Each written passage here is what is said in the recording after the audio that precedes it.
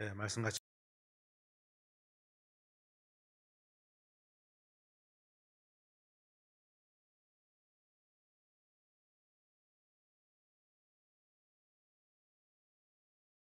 요한복음 3장 1절부터 읽겠습니다. 시작. 그런데 바리새인 중에 니고데모라 하는 사람이 있으니 유대인의 지도자라. 그가 밤에 예수께 와서 이르되 라삐여, 우리가 당신은 하나님께로부터 오신 선생인 줄 아나이다. 하나님이 함께 하시지 아니하시면 당신이 행하시는 이 표적을 아무도 할 수 없음이니이다. 예수께서 대답하여 이르시되 진실로 진실로 내게 이르노니 사람이 거듭나지 아니하면 하나님의 나라를 볼 수 없느니라.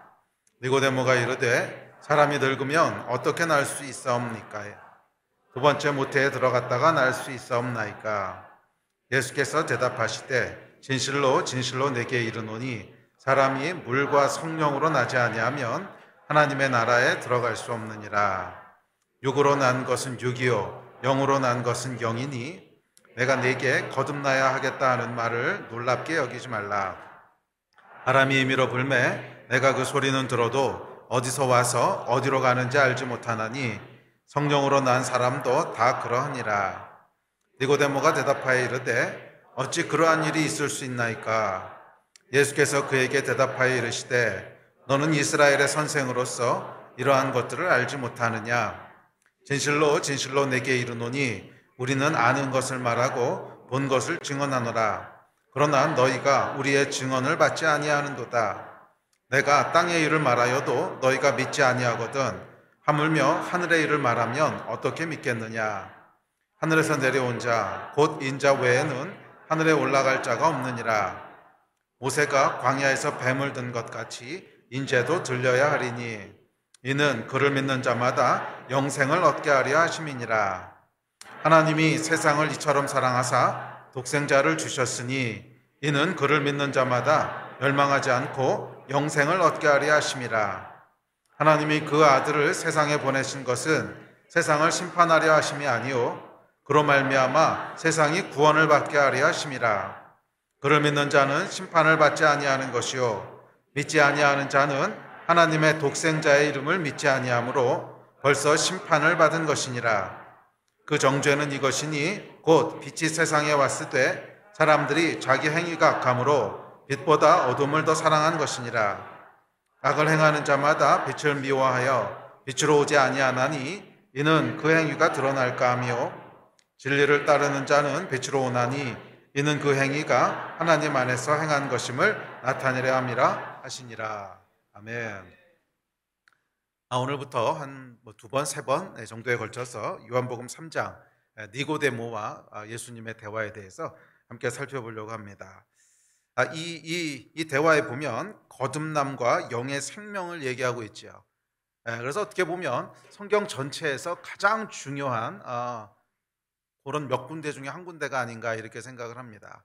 물론 뭐 성경 전체가 다 하나님의 말씀이고 중요하지만 그 군데에서도 그 가운데서도 우리의 구원과 또 우리의 영적인 생명을 위해서 절대 빼놓을 수 없는 그런 아주 핵심적인 내용을 이야기하고 있는 곳이 몇 군데 있는데 뭐 예를 들어 로마서 8장이라든지 뭐 이런 부분들이 있는데 요한복음 3장이 아마 그런 장 중에 하나가 아닐까 그렇게 생각을 합니다. 거듭남에 대해 이야기하고 있고 또 우리가 잘 알고 있는 요한복음 3장 16절 하나님이 세상을 이처럼 사랑하사 하는 이 놀라운 구절도 니고데모와의 대화 중에 나온 말씀입니다.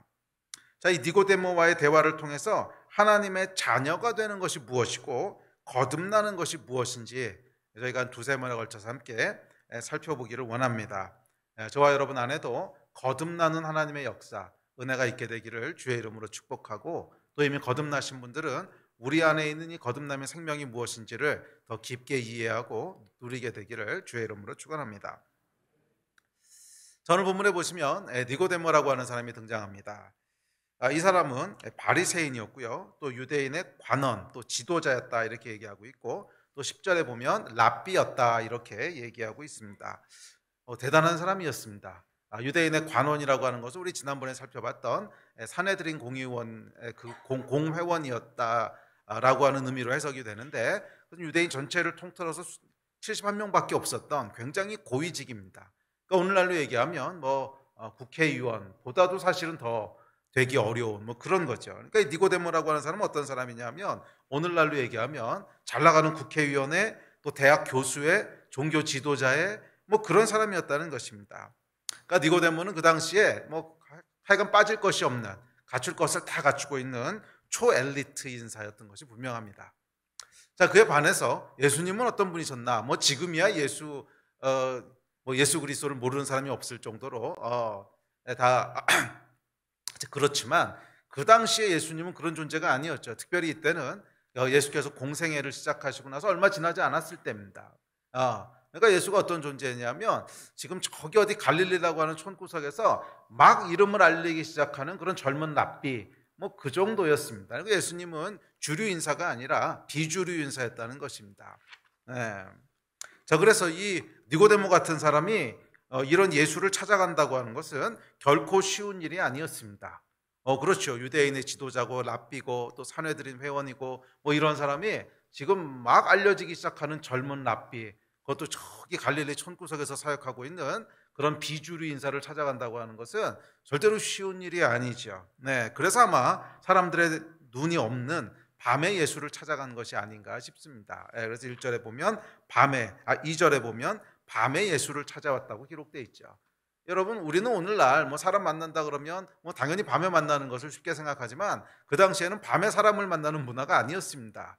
뭐 전기가 있습니까? 뭐가 있습니까? 밤에는 다 자는 거지요. 밤에는 사람 만나는 때가 아닙니다. 그런데 굳이 밤에 찾아왔다고 하는 것을 기록하는 것을 보면 아마 좀 사람들 눈이 거슬리지 않았을까 그렇게 생각을 합니다. 자, 그런데 어찌되었든 중요한 것은 니고데모가 예수를 찾아왔다는 것입니다. 예수를 찾아왔다는 것입니다. 자, 니고데모 같이 부족할 것 없어 보이는 사람이 왜 예수를 찾았을까요? 그렇죠. 뭔가 부족함을 느꼈기 때문에 찾아온 거겠죠. 삶이 다 만족스럽고 삶이 다 자기가 원하는 대로 돌아가고 있었다면 뭐 굳이 이런 비주류 인사를 밤에 몰래 찾아올 필요가 없었겠죠. 뭐 인생 열심히 살았는데 살아보니까 뭔가가 자기 마음 같지 않고 또 진리에 대해서 평생을 연구하고 추구했던 사람이지만 여전히 진리가 뭔지 잘 모르겠고 하는 이런 갈급함이 있었던 것 같습니다. 뭐 그렇지 않았다면 위험을 감수하고 굳이 밤에 거기까지 갈 이유가 없었겠죠.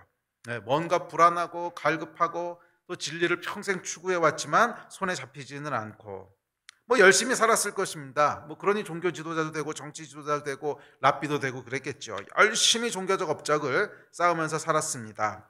그런데 여전히 뭔가 아닌 거예요. 여전히 뭔가 다 이해할 수 없고 여전히 뭔가는 빈 것 같고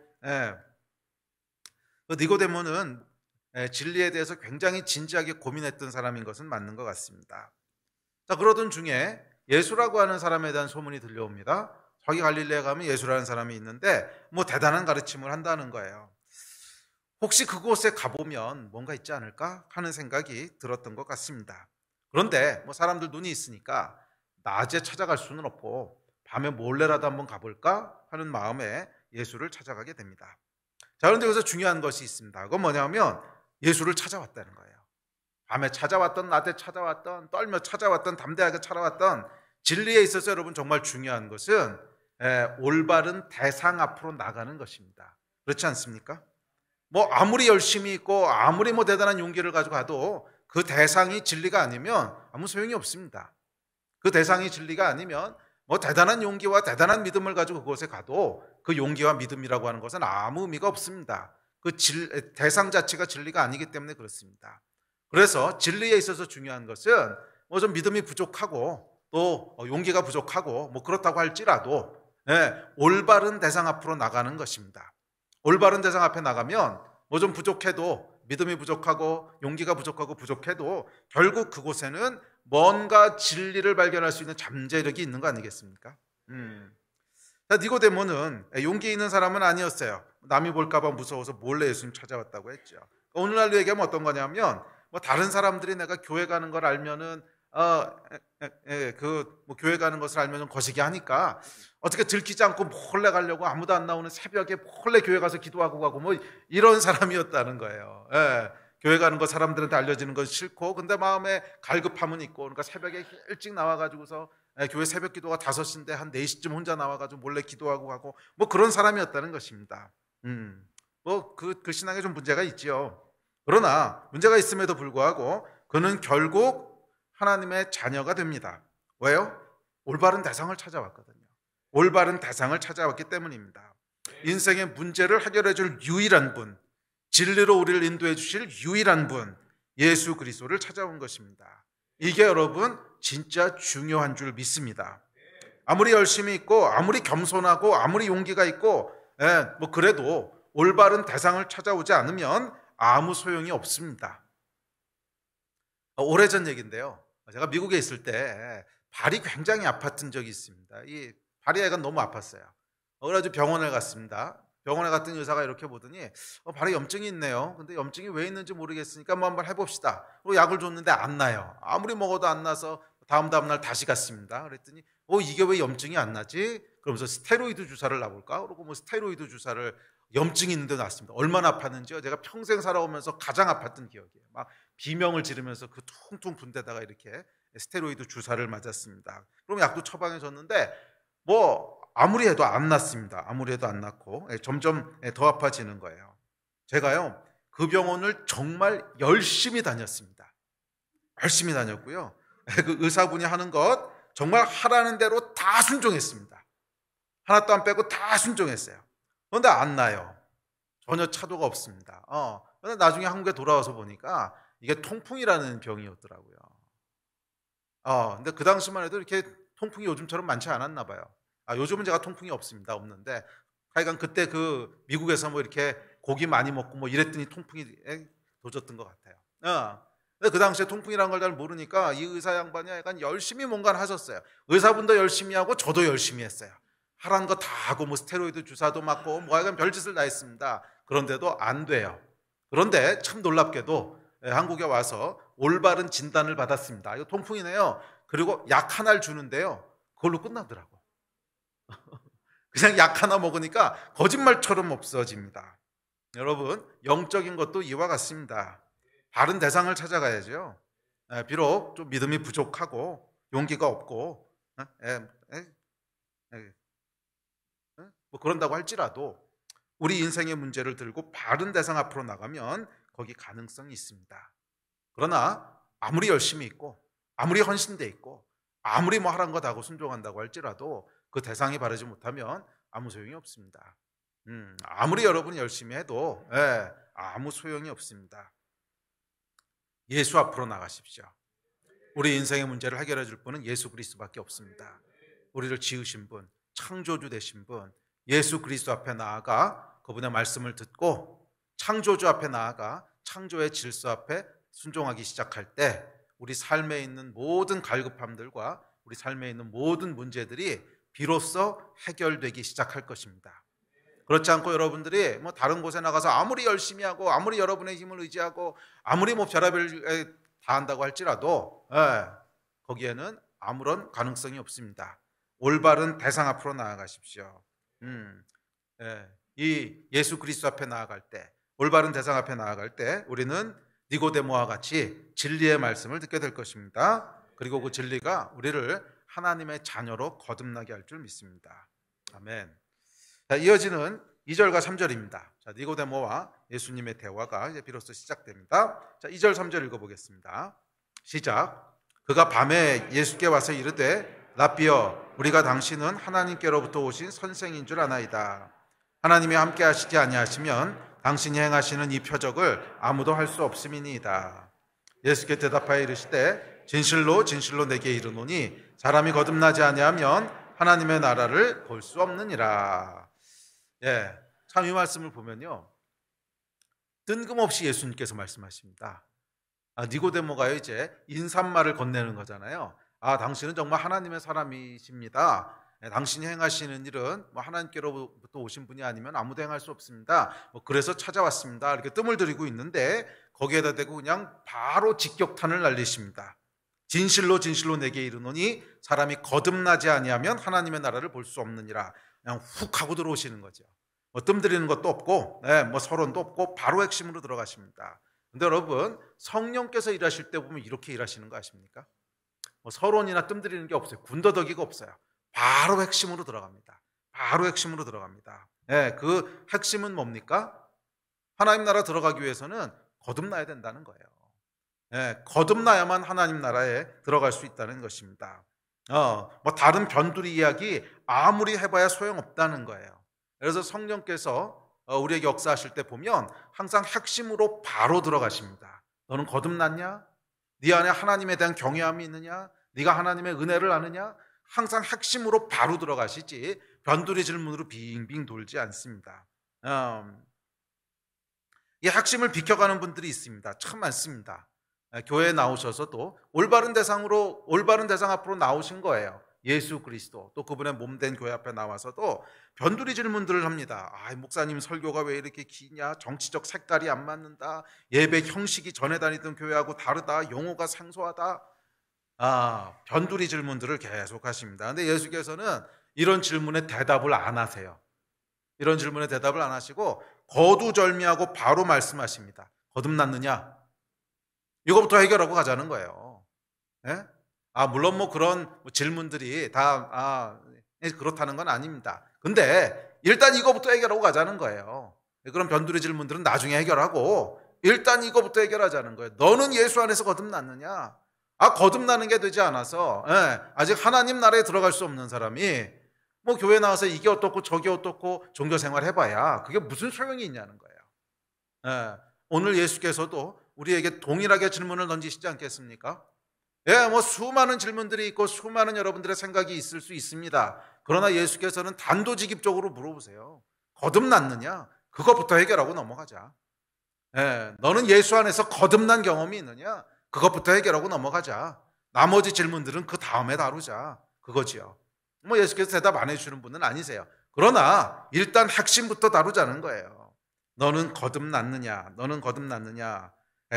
이것이 핵심입니다. 여러분 어떠십니까? 오늘 예수께서 여러분에게 너는 거듭났느냐? 라고 물어본다면 뭐라고 대답하시겠습니까? 여러분 거듭나셨습니까? 하나님의 자녀이십니까? 하나님 나라를 볼 수 있으십니까? 그렇다면 아멘. 그러나 만약 거듭나는 게 뭐지? 라는 생각이 드는 분이 여기 한 분이라도 계시다면 오늘 여러분들이 거듭나는 날이 되기를 주의 이름으로 축원합니다. 뭐 예배 드리고 찬송하고 뭐 헌금하고 아니요. 그거보다 뭐 모든 종교 행위들 일단 다 내려놓고 거듭나는 것부터 확인하십시오. 오늘 여러분들이 거듭나는 날이 되시기를 주의 이름으로 축원합니다. 자, 예수님의 이 기습적인 질문에 니고데모가 당황하게 됩니다. 니고데모가 생각했던 것과 너무 달랐거든요. 니고데모가 예수 앞에 나올 때는 분명히 뭔가 한 수를 배울러 나왔습니다. 이거 어떻게 알 수 있습니까? 선생이요 그러고 부르죠. 그러니까 예수님을 선생이라고 불렀단 말이에요. 그러니까 지금 니고데모가 나온 것은 자기가 선생이라고 인식하는 분 앞에 나온 겁니다. 자, 선생 앞에는 무엇을 기대하고 나갑니까? 배울 걸 기대하고 나가는 거죠. 뭐 선생한테 다른 걸 기대하겠습니까?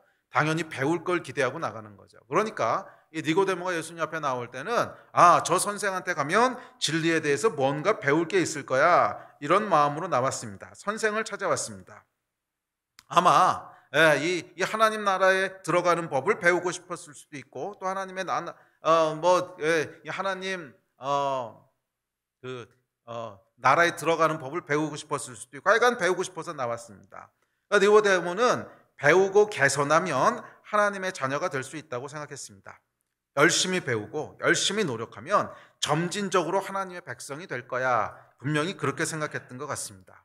그런데 예수께서는 전혀 다르게 말씀하시는 거예요. 그건 배워서 되는 문제가 아니라는 거예요. 배워서 점진적으로 개선해 나가는 문제가 아니라 아이가 세상에 태어나듯이 새롭게 태어나야 된다는 것입니다. 크게 니고데모가 당황했을 것입니다. 자, 오늘날 교회 안에도 니고데모와 같이 생각하는 사람들이 참 많은 것 아십니까? 크리스찬이 되는 것, 구원을 받는 것, 뭐 그리스도인이 되는 것을 뭔가 새롭고 좋은 것을 배우는 것으로 생각합니다. 배우는 것이 불필요하지는 않습니다. 거듭나고 난 다음에는 배워야지요. 당연히 하나님의 백성으로 살아가는 것이 어떤 것인지를 배우는 것이 당연히 필요합니다. 그러나 아이가 태어나는 것은 여러분 배워서 되는 건 아니잖아요. 태어난 아이가 성장하는 것은 배우는 게 필요하겠지만 아이가 태어나는 게 배운다고 되겠습니까? 아무리 열심히 배우고 아무리 열심히 뭐 한다고 해도 아이가 점진적으로 생겨나지는 않습니다. 아이는요, 그냥 엄마가 응애 하고 한순간에 낳아야지 태어나서 존재하게 되는 것이지 아이가 점진적으로 존재하게 되는 건 아니라는 거예요. 근데 많은 사람들이 성경의 가르침과 위배되는 생각을 가지고 있습니다. 그러니까 그리스도인이 되는 것을 점진적으로 될 수 있다고 생각을 해요. 아이 뭐 이러다 보면 나도 점점 그리스도인이 되겠지. 아이 뭐 교회 이렇게 계속 다니다 보면, 목사님 좋은 말씀 계속 듣다 보면 나도 좀 더 좋은 사람이 될 거고 나도 언젠가 그리스도인이 되겠지라고 막연히 생각합니다. 특별히 모태신앙들이거나 특별히 아내에게 끌려 나오신 남편분들,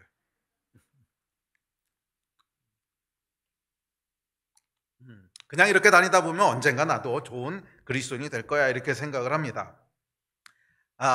나는 아직 30% 크리스천이라서 그런 거지, 더 열심히 하다 보면 어느 날 50% 크리스천이 될 거고 더 열심히 하다 보면 어느 날 80% 크리스천이 될 거야. 그럼 좀 달라지겠지. 아니요 여러분, 이거는 전혀 성경의 이야기와 다른 이상한 사입입니다. 여러분, 갓 태어난 아이도요, 태어났으면 태어나는 순간부터 100% 인간이지요. 아무리 작고 이제 미성숙하고 뭐 그렇더라도 100% 인간이지요. 갓 태어난 아이를 보고 아이고 이렇게 조금의 30% 인간아 뭐 이런 거 보셨습니까? 갓 태어난 어린아이를 안고 아이고 요거는 30%짜리네 이런 거 보셨어요? 아니요. 작고 어리고 미성숙하고 할 수 있는 것도 없지만 여전히 이 아이는 100% 사람입니다. 왜? 태어났으니까. 크리스찬이 된다고 하는 것도 똑같다는 거예요. 똑같다는 거예요. 네? 그러니까 예수께서 뭐라고 말씀하셨냐면, 성경에 뭐라고 얘기했냐면 30% 50% 크리스찬이라는 건 없다는 거예요. 배워서 점진적으로 되는 게 아니고 태어나서 크리스찬이면 크리스찬, 뭐 태어난다고 육신이 태어나는 게 아니라 거듭나서 크리스찬이면 100% 크리스찬인 것이고 아니면 0% 아닌 거지. 뭐 30% 50% 이런 거 없다는 거예요. 비록 미성숙할 수는 있습니다. 그러나 거듭났다면 여전히 100% 크리스찬입니다. 미성숙할 수는 있습니다. 그러나 30% 50% 크리스찬이라는 건 없습니다. 100% 크리스찬입니다. 왜? 태어나는 거니까. 하나님의 자녀가 된다고 하는 것은 이렇게 새로운 존재로 거듭나는 것, 태어나는 것, 한순간에 되는 것이지 점진적으로 배워서 되는 것은 아닙니다. 그래서 성경에 보면 이렇게 얘기합니다. 고린도후서 5장 17절입니다. 시작. 그런즉 누구든지 그리스도 안에 있으면 새로운 피조물이라. 이전 것은 지나갔으니 보라 새 것이 되었도다. 완전히 새로운 피조물이라는 거예요. 이것이 크리스천의 정체성입니다. 자, 그렇다면 거듭난다는 건 도대체 뭘까요? 자, 이어지는 4절부터 8절에 보면 이제 거듭남에 대해서 이렇게 말씀하십니다. 시작. 니고데모가 이르되 사람이 늙으면 어떻게 날 수 있사옵나이까? 두 번째 모태에 들어갔다가 날 수 있사옵나이까? 예수께서 대답하시되 진실로 진실로 내게 이르노니 사람이 물과 성령으로 나지 아니하면 하나님의 나라에 들어갈 수 없느니라. 육으로 난 것은 육이요 영으로 난 것은 영이니 내가 내게 거듭나야 하겠다 하는 말을 놀랍게 여기지 말라. 바람이 임의로 불매 내가 그 소리는 들어도 어디서 와서 어디로 가는지 알지 못하나니 성령으로 난 사람도 다 그러하니라. 자, 여기서 예수께서요, 사람이 물과 성령으로 거듭나지 않으면 하나님 나라를 볼 수 없다고 말씀하십니다. 사람이 이거 두 번이나 말씀하세요. 3절에서 사람이 8절에서도 가만히 있어 보자. 8절에서도 말씀하시고요. 또 5절에서도 말씀하시고 하여간 사람이 두 번이나 말씀하십니다. 자, 여러분, 사람이 어떤 존재입니까? 성경은요, 사람은 두 생명을 가진 존재로 창조되었다고 얘기합니다. 창세기 2장 7절입니다. 시작. 여호와 하나님이 땅의 흙으로 사람을 지으시고 생기를 그 코에 불어넣으시니 사람이 생명이 되니라. 자, 이거 하나님께서 사람을 창조하시는 장면이 나오는데 두 단계로 창조하세요.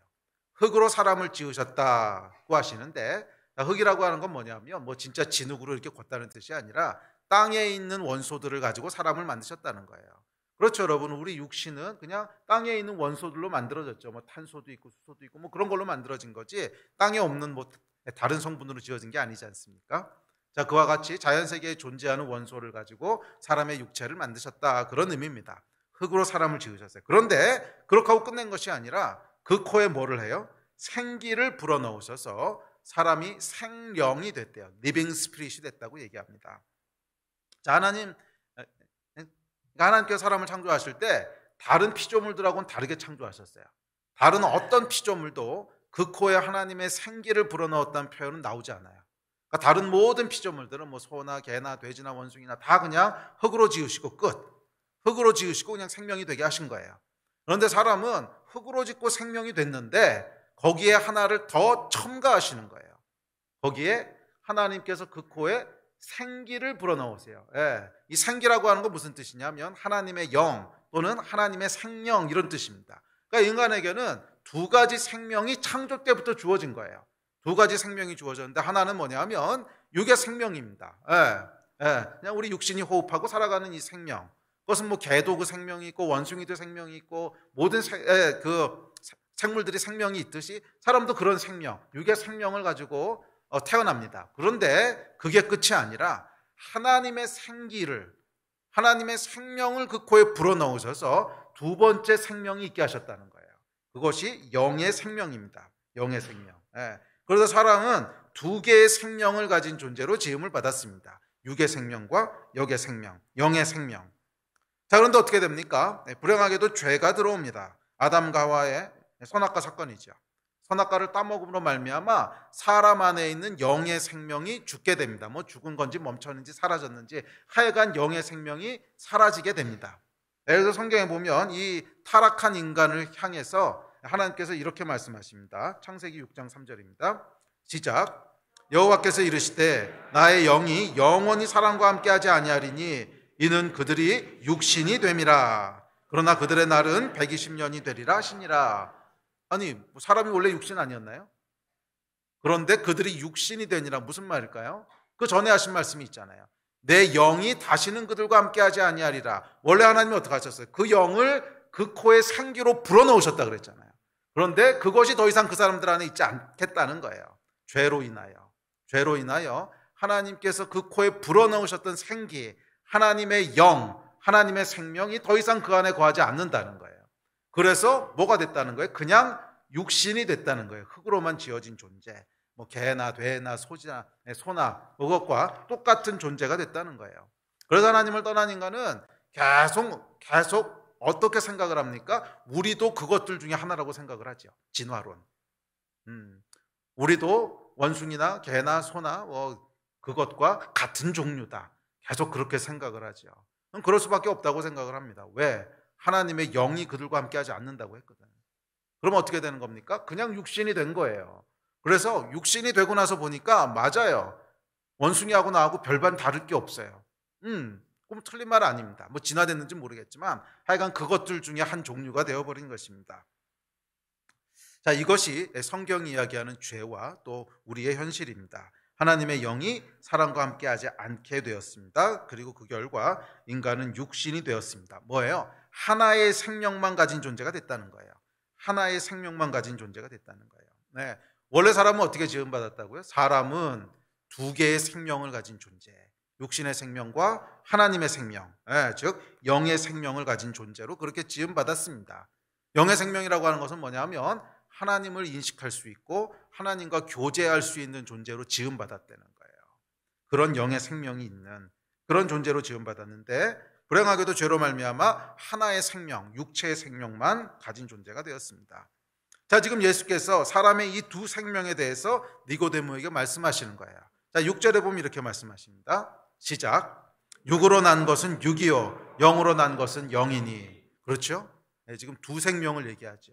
육으로 난 것. 생명이 어떻게 시작됩니까? 응애하고 태어나는 것으로 시작되죠. 그러니까 두 생명에 대한 얘기예요. 육으로 난 생명, 육의 생명은 육으로 난 것은 육이요. 그런데 영으로 난 것, 영의 생명이 따로 있다는 게 그게 영이라는 거예요. 자, 우리의 육신은 육신의 부모를 통해서 주어지고 태어납니다. 육으로 난 것은 육입니다. 자, 그렇다면 또 하나의 생명인 영은요. 아담과 하와의 타락 이후 창세기 6장 3절이 선포한 것처럼 인간은 영의 생명이 없는 상태로 태어납니다. 육신이 되었다고 얘기합니다. 비록 우리 육신은 육신의 부모로부터 태어나지만 그것은 육으로 난 것은 육일 뿐 영으로 난 영은 없습니다. 그런데 하나님의 나라는 누가 볼 수 있는 거예요? 육체의 생명만 가지고선 볼 수 없다는 거예요. 원래 하나님이 우리에게 주셨던 영의 생명, 영으로 난 것, 하나님의 생명을 가진 자만이 하나님 나라에 들어갈 수 있다는 것입니다. 이것이 5절 말씀이죠. 자, 5절 다시 읽어볼까요? 시작. 예수께서 대답하시되 진실로 진실로 내게 이르노니 사람이 물과 성령으로 나지 아니하면 하나님의 나라에 들어갈 수 없느니라. 아멘. 그래요, 여러분. 거듭나야만 하나님 나라에 들어갈 수 있습니다. 어떻게? 물과 성령으로 거듭나야만. 즉 성령을 받아야만 한다는 거예요. 태초에 아담이 하나님의 호흡, 하나님의 생명을 받아서 생명이 되었듯이 우리도 하나님의 영을 받아서 새로운 존재가 된다는 것입니다. 그리고 이 두 번째 생명을 요한이 뭐라 그러는 거예요? 거듭남이라고 얘기하는 거예요. 거듭남. 니고데모가 당황했습니다. 그래서 예수께 묻습니다. 4절입니다. 시작. 니고데모가 이르되 사람이 늙으면 어떻게 날 수 있사옵나이까? 두 번째 모태에 들어갔다가 날 수 있사옵나이까? 도대체 거듭난다는 게 뭡니까? 당황해서 물어봅니다. 그러자 예수께서 대답하십니다. 아까 읽었던 5절이죠. 물과 성령으로 나지 않으면, 이렇게 말씀하십니다. 자, 물과 성령으로 난다는 게 무슨 뜻일까요? 복음서를 읽어보신 분들은 알겠지만 이게 아주 자주 등장하는 표현입니다. 물과 성령이라고 하는 것이 뜬금없이 등장한 표현이 아니에요. 마태복음에도 마가복음에도 요한복음에도 여러 번 등장합니다. 물과 성령. 대표적으로 뭐지요? 어디 등장하죠? 나는 내게 물로 침례를 주지만 내 뒤에 오시는 분은 성령으로 침례를 주시리라. 자, 성경 한번 찾아볼까요? 시작. 나는 너희에게 물로 침례를 주었거니와 그는 성령으로 너희에게 침례를 주시리라. 또 사도행전 시작. 요한은 물로 침례를 베풀었으나 너희는 몇 날이 못되어 성령으로 침례를 받으리라 하셨느니라. 그러면 여러분, 물과 성령이라고 하는 것의 의미는 명확합니다. 물로 침례를 받고 성령으로 침례를 받고, 이 얘기를 하는 것이죠. 자, 물로 침례를 받는다고 하는 건 무슨 뜻입니까? 그것은 회개의 침례를 얘기합니다. 성령으로 침례받는 것은 무엇을 얘기합니까? 성령을 받는 것을 얘기합니다. 내주하시는 성령님을 얘기합니다. 그러니까 사람은 물과 성령으로 거듭나야 되리라. 무슨 말입니까? 물, 회개함을 통해서 성령의 내주하시는 역사가 있어야 된다는 거예요. 그래야 하나님의 사람이 된다는 것입니다. 자, 로마서에 보면 이렇게 얘기합니다. 시작. 만일 너희 속에 하나님의 영이 거하시면 너희가 육신에 있지 아니하고 영에 있나니 누구든지 그리스도의 영이 없으면 그리스도의 사람이 아니라. 그리스도인은 뭐라는 거예요? 그 안에 그리스도의 영, 하나님의 영, 성령께서 내주하시는 사람이 그리스도인이라는 거예요. 그러니까 누구든지 그 안에 성령이 없으면, 그리스도의 영이 없으면 그리스도인이 아니라고 성령이 얘기합니다. 자, 그러니까 물과 성령으로 거듭난다고 하는 것의 의미는 그렇게 애매모호하지 않습니다. 명확합니다. 물, 뭐예요? 회개함을 통해서. 자, 회개라고 하는 것은 뭐냐면 하나님 없이 살아왔던 삶을 뉘우치고 돌이키는 거예요. 아, 내가 하나님 없다 그러고 살았구나. 아, 내가 하나님을 있다고는 했지만 하나님을 존중하지 않고 살았구나 하는 것을 깨닫고 뉘우치고 돌이키는 게 회개입니다. 물로 거듭나고, 그러면 뭐예요? 성령을 주신다는 거예요. 내주하신 성령이 우리 안에 거하신다는 거예요.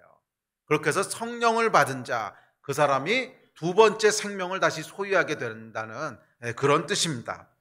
자, 그래서 부활하신 예수께서 제자들에게 나타나서 이렇게 말씀하셨습니다. 우리 다음 구절 시작. 이 말씀을 하시고 그들을 향하사 숨을 내쉬며 이르시되 성령을 받으라. 여러분, 이 구절은요 굉장한 구절입니다. 왜 굉장한 구절이냐면 예수께서 의도적으로 창세기 2장 7절의 말씀을 재현하고 계신 거예요. 자, 창세기 2장 7절 다시 한번 읽어보세요. 시작. 여호와 하나님이 땅의 흙으로 사람을 지으시고 생기를 그 코에 불어넣으시니 사람이 생명이 되니라. 이렇게 원래 창조됐는데 죄로 말미암아 이게 죽어버렸거든요. 더 이상 하나님의 영이 거하시지 않게 됐거든. 그런데 예수께서 다시 오셔서 뭐라 그러는 거예요? 후 하고 숨을 불어넣으시면서 성령을 받으라. 이게 창세기 2장 7절 말씀을 그대로 재현하시는 거예요. 그러니까 하나님께서 그 코에 생기를 후 하고 불어넣으셔서 너희가 생명이 됐는데, 리빙 스피릿이 됐는데, 육체를 가지고 있지만 영을 가진 존재가 됐는데 죄로 말미암아 너희가 육신이 되어버리지 않았느냐? 이 육신이 되어버린 사람들을 향하여 예수께서 창세기 2장 7절을 다시 재현하시는 거예요. 후! 그러고 성령을 받으라. 숨을 내쉬며 생기를 그 코에 불어넣으시며. 죄로 인해 영의 생명을 상실하고 육신이 되어버린 인간. 그래서 육의 생명만을 가지고 육으로 태어나는 인간.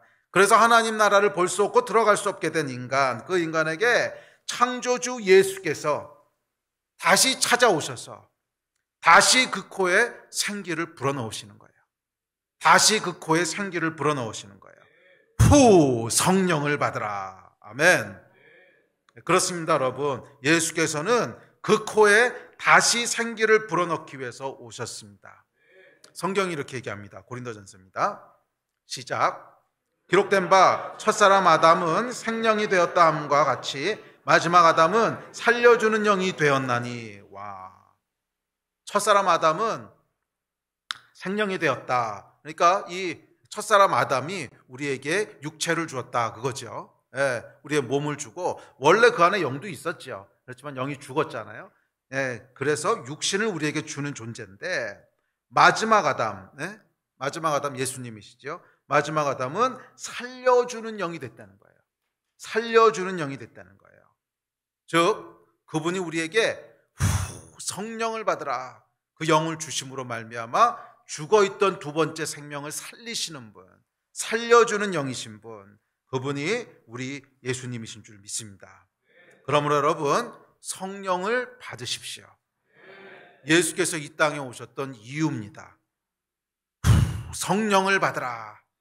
이 말씀을 믿음으로 취하신 여러분 되시기를 바랍니다. 이게 여러분 예수께서 니고데모에게 하셨던 말씀이에요. 거듭나야 된다. 물과 성령으로 거듭나야 된다. 거듭난 여러분 되시기를 주의 이름으로 축복합니다. 자, 물로 거듭난다는 것이 무엇입니까? 그것은 앞서 얘기했듯이 회개를 의미합니다. 그리고 요한은 이 물 침례를, 즉 회개를 성령 침례를 위한 준비 과정으로 이해했습니다. 다음 구절 볼까요? 시작. 나는 너희로 회개하게 하기 위하여 물로 침례를 베풀거냐. 내 뒤에 오시는 이는 나보다 능력이 많으시니 나는 그의 신을 들기도 감당하지 못하겠노라. 그는 성령과 불로 너희에게 침례를 베푸실 것이요. 예. 그리고 베드로 사도도 똑같이 얘기합니다. 다음 구절 시작. 베드로가 이르되 너희가 회개하여 각각 예수 그리스도의 이름으로 침례를 받고 죄사함을 받으라. 그리하면 성령의 선물을 받으리니. 똑같이 얘기하죠. 그러니까 뭐냐면 물과 왜 물과 성령이라고 했냐면 물 침례라고 하는 것이 성령을 받기 위한 필수적인 준비라는 거예요.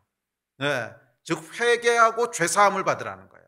너희 죄를 돌이키고 하나님 앞에 죄사함을 받으라는 거예요. 그러면 성령을 선물로 주신다는 거예요.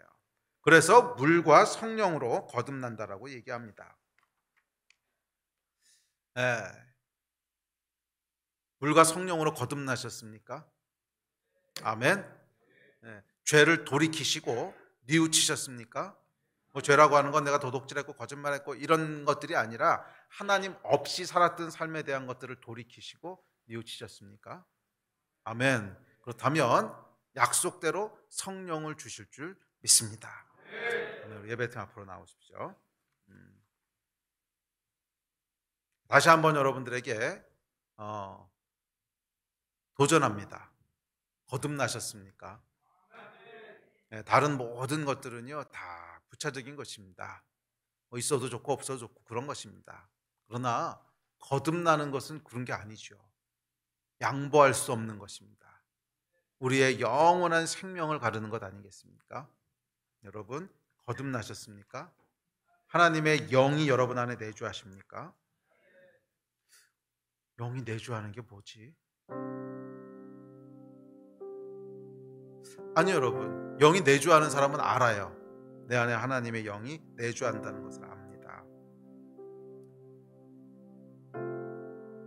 이 여러분, 크리스천이 된다고 하는 것은 배워서 점진적으로 이루어지는 것이 아니에요. 그것은 두 번째 생명, 죄로 인해 죽었던 영의 생명으로 다시 태어나는 것입니다. 어떻게? 회개하고 성령을 받음으로. 제가 대학교 1학년 때 예수님을 만났습니다. 성경을 열심히 읽었습니다. 읽어봤더니요, 말이 돼요. 참 놀라운 책이에요. 아, 그렇구나. 정말 나에겐 창조주가 계시고 정말 나를 구원한 분이 계시구나. 제가 알았습니다. 그런데 이게 100% 믿어지진 않더라고요. 저도 워낙 의심이 많은 사람이고 또 생각이 많은 사람이다 보니까 100% 믿어지진 않아요. 그래도 그게 정말 사실이라고 하는 걸 어떻게 알지? 성경을 읽어가면 읽어갈수록 지식은 점진적으로 들어갑니다. 그런데 제 안에 정말로 하나님이 살아계시고 정말로 성경이 진리라고 하는 100% 확신은 없더라고요. 정말 이게 회의가 많았습니다. 생각도 많고 회의도 많고. 그러던 어느 날 약속대로 성령을 받았어요. 제가 어느 날 성령을 받았거든요. 성령 받고 나서요, 제일 놀라운 일이 뭐였냐면, 맞아, 하나님은 살아계시지. 이 고백이 나오는 거예요. 맞아, 하나님은 살아계시지. 이게 너무너무 신기했어요. 아니, 도대체 왜 내가 맞아, 하나님은 살아계시지라고 말하는 거지? 분명히 어저께까지는 이게 맞는 것 같긴 하지만 정말일까? 이게 거짓말이면 어떡하지? 분명히 그러고 있었는데 왜 갑자기 한순간에 하나님이 믿어지는 거지? 이건 여러분 점진적인 과정이 아니었어요. 점진적으로 제가 30% 믿어졌다가 50% 믿어졌다가 80% 믿어졌다가 100% 믿어지는 게 아니었어요. 전혀 점진적인 게 아니라 한순간에 믿어진 거예요. 맞아, 하나님은 살아계시지. 맞아, 예수가 그리스도시지. 언제? 성령 받았을 때, 성령이 내 안에 임했을 때. 성령은 여러분 우리로 믿어지게 하시는 분이십니다. 그래서 성령 받은 사람들이 한결같이 고백하는 게 뭐냐면, 내가 믿은 게 아니고 믿어지던데요, 내가 믿은 게 아니고 믿어지던데요 라고 고백하게 됩니다. 그리고 제 고백도 역시 그렇습니다. 제가 믿은 게 아니고요, 믿어지던데요. 성령 받고 나니까 믿어지고요. 그리고 지난 30몇 년 동안 이 하나님에 대한 믿음은 흔들리지도 않고 사라지지도 않더라고요. 물론 영적으로 헤매고 그럴 때는 있지만 제 안 깊은 곳에 하나님은 살아계신 분이시고 예수가 하나님이셔라고 하는 믿음은 흔들리지도 않고 사라지지도 않아요. 그것은 여러분 OX의 문제지 점진적인 문제가 아니더라고요. 내 안에 생명이 있느냐 없느냐 하는 OX의 문제지 점진적인 문제가 아니더라고요. 혹시 아직까지 여러분 점진적으로 고민하고 계신 분이 있다면 성령을 받으셔야 됩니다. 성령을 받으셔야 됩니다. 그거 고민한다고 해서 해결될 문제 절대 아닙니다. 30년 50년 고민해 보십시오. 해결되나?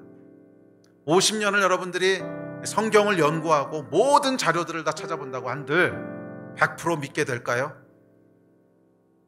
아니요, 여러분. 그걸 어떻게 믿겠습니까? 계속 회의가 남죠. 정말일까? 사실일까? 교회를 떠나지 못할 수 있어요. 그럴듯하니까. 하지만 100% 믿는 믿으면 안 되는 거예요.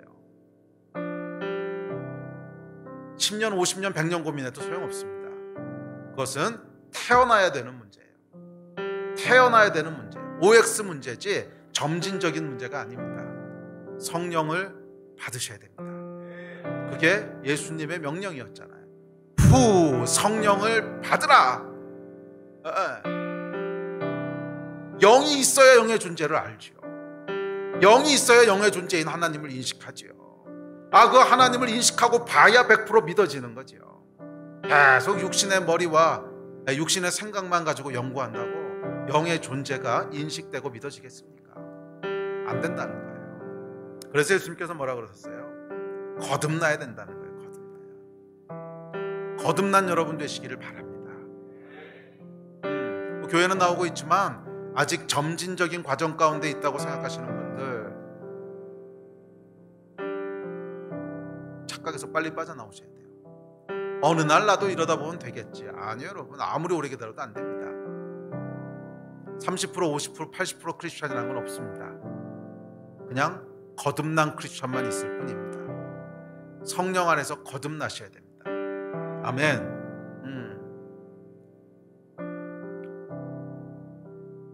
예수께서 이렇게 말씀하셨습니다. 사도행전 1장 4절 5절입니다. 시작. 사도와 함께 모이사 그들에게 분부하여 이르시되 예루살렘을 떠나지 말고 내게서 들은 바 아버지께서 약속하신 것을 기다리라. 요한은 물로 침례를 베풀었으나 너희는 몇 날이 못되어 성령으로 침례를 받으리라 하셨느니라. 떠나지 말고 약속하신 것을 기다리라고 하셨어요. 몇 날이 못되어 침례를 받으리라. 제자들이요 마가의 다락방에 모여 기도하기 시작합니다. 떠나지 않고 기도에 힘쓰기 시작합니다. 그리고 정말 약속대로 몇 날이 못되어서 성령이 그 자리에 임하시고 그들이 약속하신 것을 받습니다. 도전하기 원합니다. 성령 받기 원하신다면 이 말씀을 믿음으로 취하시기 바랍니다. 여러분의 집을, 여러분의 방을 마가의 다락방으로 만드십시오. 기도의 자리에 나가십시오. 물론 오늘 이 자리에서 성령이 임하신다면 할렐루야. 그런데 제 경험에 의하면 꼭 그날 하루 만에 임하시지 않는 그런 경우를 많이 봤어요. 뭐 그렇게 되면 얼마나 좋겠습니까? 그러나 성경에 보면 예수께서도 그날 모여있는 제자들에게 성령을 받아라 그러고 다 받게 하셨으면 얼마나 좋아요. 예수님이신데. 그런데 그렇게 안 하셨단 말이에요. 기도하게 하시고 기도하는 사람들에게 약속대로 받게 하셨어요. 저도 성령님에 대한 갈급함이 굉장히 있었습니다. 나한테 왜 성령을 안 주실까? 정말 몇 개월을 제가 기도하며 하나님 앞에 나갔어요. 그랬을 때 하나님께서 성령을 약속대로 주시더라고요. 제가 아는 많은 분들도 이 약속을 믿음으로 취하시고 집에서 기도하다가 교회에서 기도하다가 집회에서 기도하다가 성령을 받으셨습니다. 포기하지 마시고 기도의 자리에 나아가시기를 바랍니다. 여러분의 방을 마가의 다락방이 되게 하세요. 그러면 약속대로 몇 날이 안 되어서 성령으로 침례 주실 줄 믿습니다. 성령을 받으시고 하나님의 백성, 자녀가 되시는 그런 여러분들 다 되시기를 주의 이름으로 축원합니다. 자리에서 일어나서 기도합시다.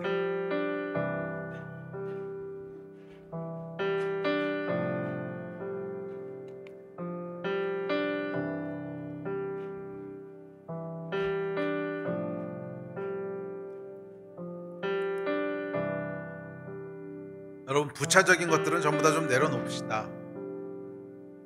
가장 중요한 것은 거듭나는 거 아니겠습니까?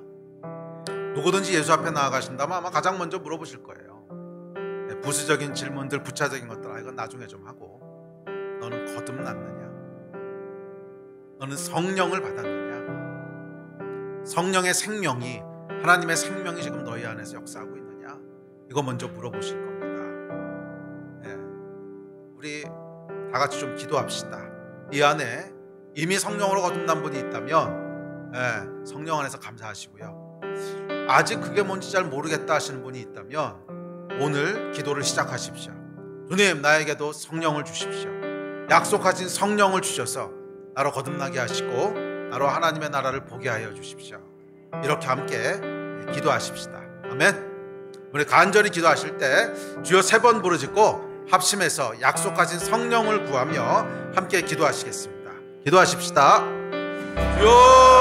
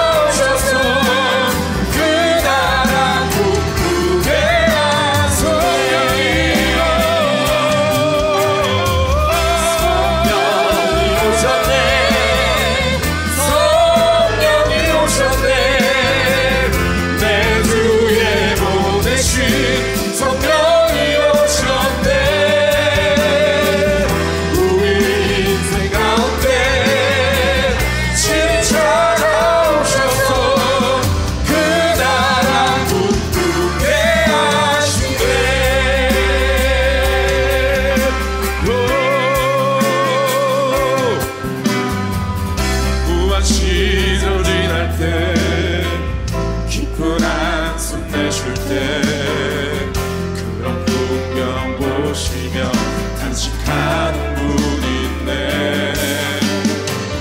그와 같이 너희를 버려두지 않으리. 내가 너희와 영원히 함께. 억눌린 자 갇힌 자, 억눌린 자 갇힌 자, 자유함이 없는 자, 상처가 되시는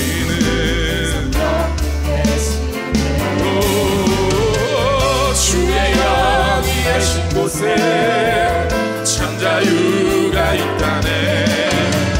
진리의 영이신 성령이 오셨네. 성령이 오셨네. 성령이 오셨네. 내 주에 보내신 성령이 오셨네. 우리 인생 가운데 신이 찾아오셔서 그 나라 꿈꾸게 하시네. 성령이 오셨네. 성령이 오셨네. 성령이 오셨네. 내 주에 보내신 성령이 오셨네. 우리 인생 가운데 신이 찾아오셔서 그 나라 꿈꾸게 하시네.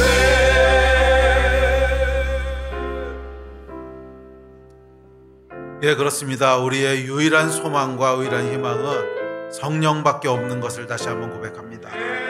성령님 우리 안에 임하여 주셔서 우리로 하나님의 나라를 보게 하여 주시고, 성령님 우리 안에 임하여 주셔서 우리로 하나님의 사랑을 알게 하여 주시고, 성령님 우리 안에 임하여 주셔서 우리로 하나님의 능력을 덧입고 힘있게 하여 주시옵소서.